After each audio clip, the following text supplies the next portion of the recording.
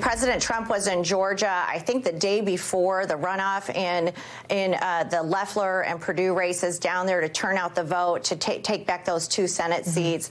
The president has sent out many, many emails, and I have seen them calling on people to vote, saying the only vote that won't count is the one you don't cast. So he is absolutely a proponent of people getting out and voting because we know what's at stake. We need 1 seat to win back the Senate and 5 to win back the House, and the American people are suffering. And we need Republicans to win in November. That was RNC Chairperson Ronna McDaniel on Fox News this morning, reminding Republicans and all of us what's at stake in November. But on Tuesday, all eyes will be on Georgia as President Trump-backed candidates hope to win the primaries for critical races that will determine not only control of the House and Senate, but the integrity of future elections. Joining me now, Jackie Alemany, MSNBC contributor and congressional reporter for The Washington Post. Sir Michael Singleton, political consultant and host of Shakespeare on Peacock. And Joan Walsh, national affairs correspondent for The Nation. Welcome to you all. Well, it's kind of sounding off Sunday. So we're just going to get right into it. First off, I just want to correct the record. President Trump told those Georgia Republicans not to vote by mail. They didn't, so you lost. So he's not a proponent for voting. But I digress. So let's start with Bill Cassidy, who's with the political reporter on Thursday. This is what Mr. Cassidy had to say. Louisiana, about a third of our population is African American. African Americans have a higher incidence of maternal mortality. So if you correct our population for race, we're not as much of an outlier as it would otherwise appear. Now, I say that not to minimize the issue, but to focus the issue as to where it would be. For whatever reason, people of color have a higher incidence of maternal mortality. Now, to be sure, there's different definitions of maternal mortality.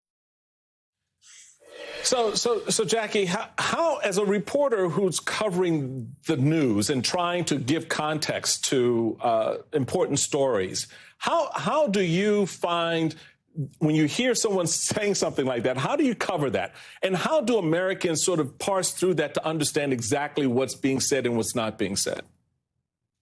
Yeah, Michael, well, look, Senator Bill Cassidy is one of 4 physicians in the Senate, so I can't claim to know more than him, but I do think he's excluding and missing a lot of the context that I think is important for this conversation, which is that at the end of the day, in Louisiana, 4 Black mothers die for every white mother compared to a 3-to-1 ratio nationally. He also completely skimmed over those reasons for why those maternal mortality rates are higher. He said, I think the quote was, for whatever reason. But as a physician, I think he should know actually the specific reasons, which are racial bias in healthcare, higher rates of certain medical conditions amongst American Black women, these social constructs as a result of systemic racism that have led to this situation that has been exacerbated in Louisiana, and difficulty for women in rural areas to easily get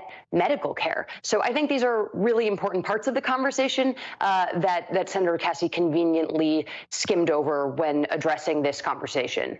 So Joan, there is the reporting challenge when you're trying to get the facts in front of people. How do you read something like this coming out of Cassidy's mouth in the political context in terms of what it says about where the country is and how voters look at these types of issues? Oh, wow, Michael, you just really teed that up for me. First of all, thank you, Jackie, because you handled that really with a lot of grace, but also with all the truth.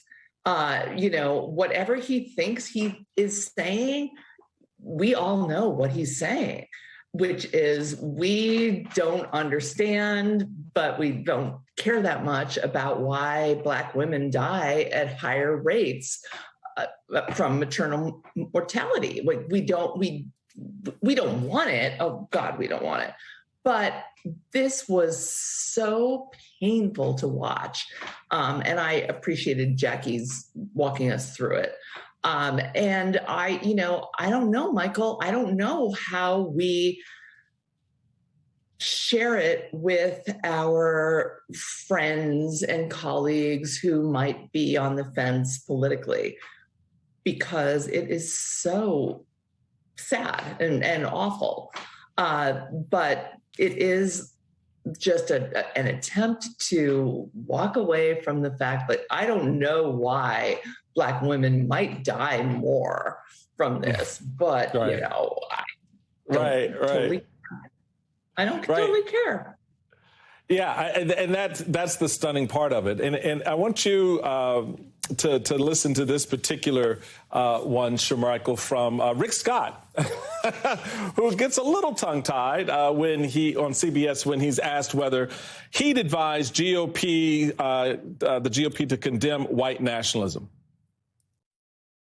You would tell all Senate Republicans running for election that they need to, each and every one of them, condemn white nationalism?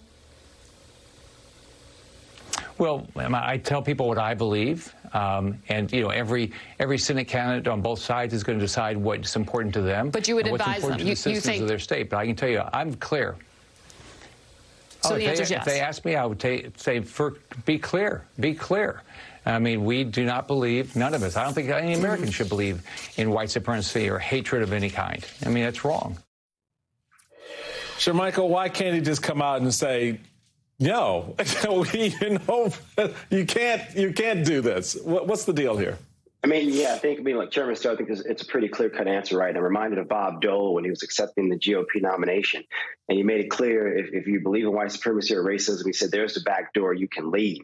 I mean, I think endless racism and prejudice, to be quite frank, are part of the significant problems that we're having in the country. And so to have a senator, a very known senator of a major political party, not being able to be very clear and distinct on why racism is wrong and why it should be an absolute no as it pertains to allowing members of a political party to have space in said party and power and influence in said party really is indicative of some of the problems that the Republican Party has had, for the past 45, 50 years now. And so I think the reason why he wasn't very clear is because of the reality that we all know, and that is that there are quite a few Americans who may hold some racial bias and prejudice of certain people of color in our country who just so happen to vote Republican, right? I think we can be honest about that. And so, I mean, I really think it's an unfortunate reality, Chairman Steele, that people are dancing around America's oldest sin of racism and not being able to be very honest and forthright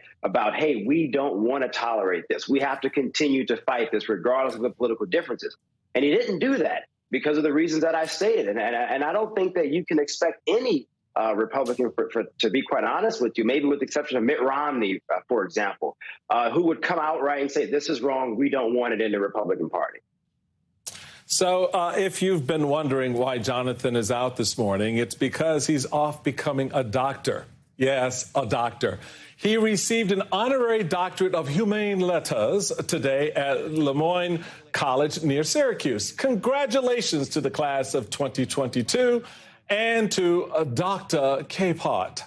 But stay with us because my panel will be back to continue this conversation after a very quick break.